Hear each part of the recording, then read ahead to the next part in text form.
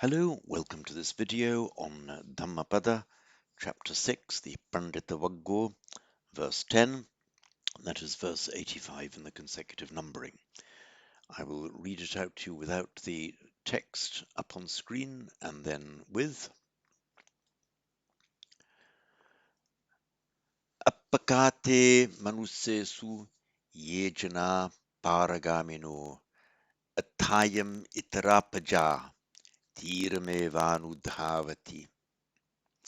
I'll call the text up now. Here we are.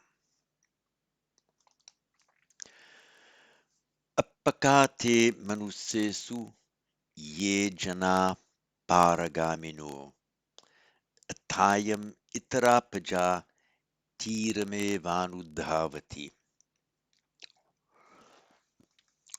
So appaka, just few. It's the base word of it is alpa in Sanskrit, appa in Pali. I'll just call my shared screen. Here we are. So Sanskrit alpa. It can mean few, as in few in number, also means little or small. One's buddhi is intelligence. So if a person is appa buddhi, or sorry, in Sanskrit, alpa buddhi, in Pali, appa buddhi means of little in intelligence. And the Pali equivalent just doubles the P, drops the L, doubles the P, appa. We have the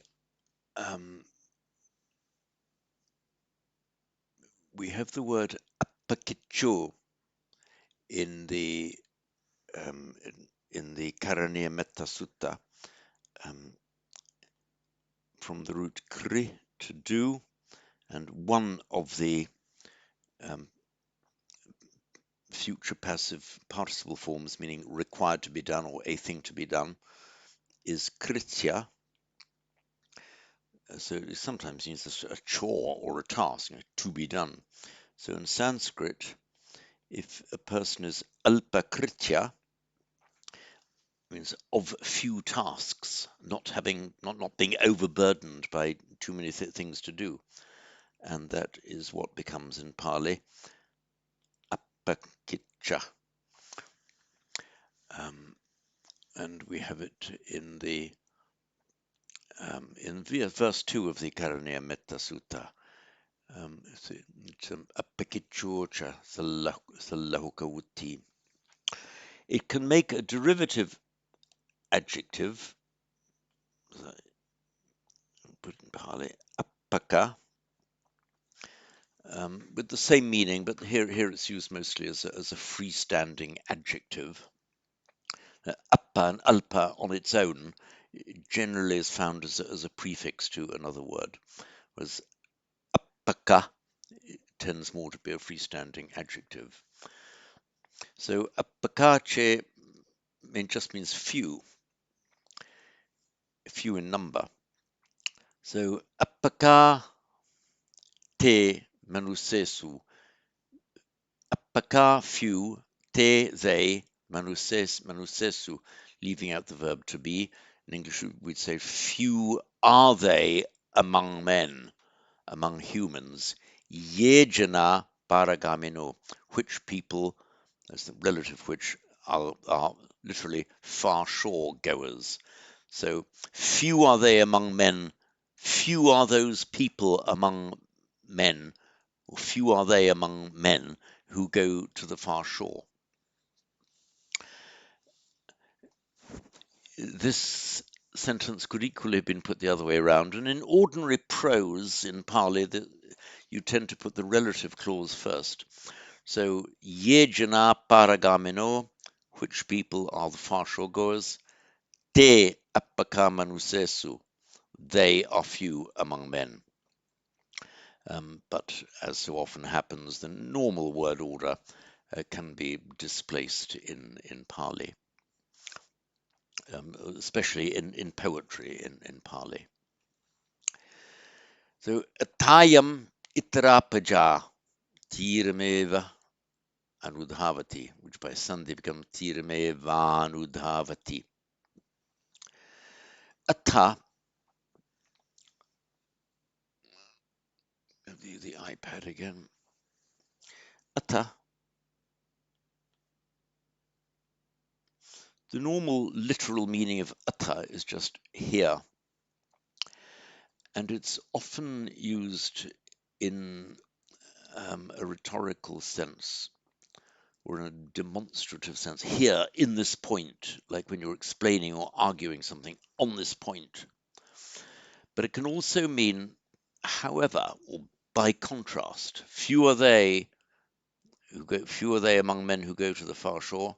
Ata, most people run along the hither shore, run along the near shore. So here we've got ata, here, by contrast, ayam itara baja, literally this other people or just group of people or people generally, as everyone apart from the people who are mentioned in the first line. So those among men who go to the far shore are few. Itam, by contrast, ayam itarapaja, these other people, meaning the great bulk of people, tiram eva anudhavati, tiram eva anudhavati, anudhavati, run along, tiram eva, the shore only. This verb dhavati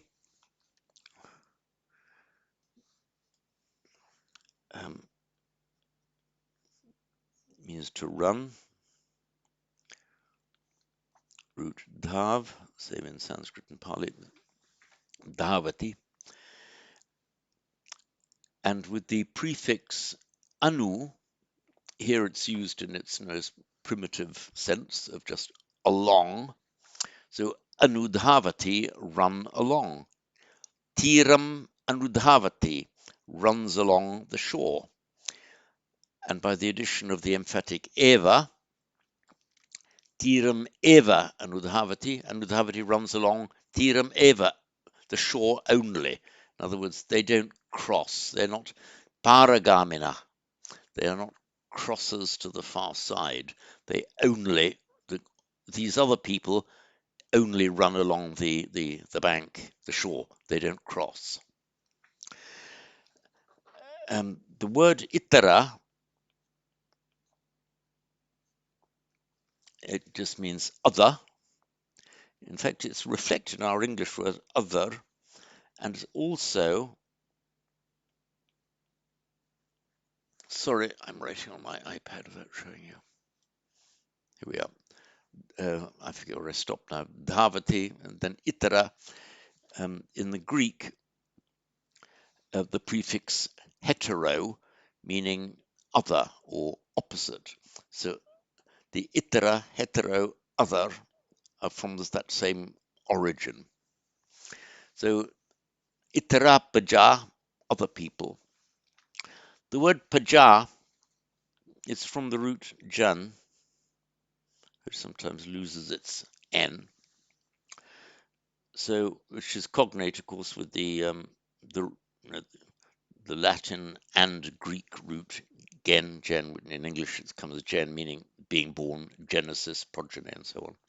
So the praja is directly cognate with our English word progeny from the Greek, and literally to be born forth. It's the idea of a succession of birth, progeny, people who are born forth out of you, out of the parents. It is a singular noun, remember, a singular feminine noun. So praja in Sanskrit, praja in Pali. So ayam, feminine form, iyam, masculine, idam, neuter, ayam, feminine. Ayam, itra, paja, we might say, these other people. And because it's,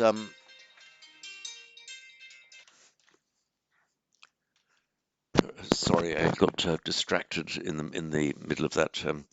I think I was saying um, praja in Sanskrit, it can have, and indeed very often does have, mostly even, a plural sense in the sense of people generally.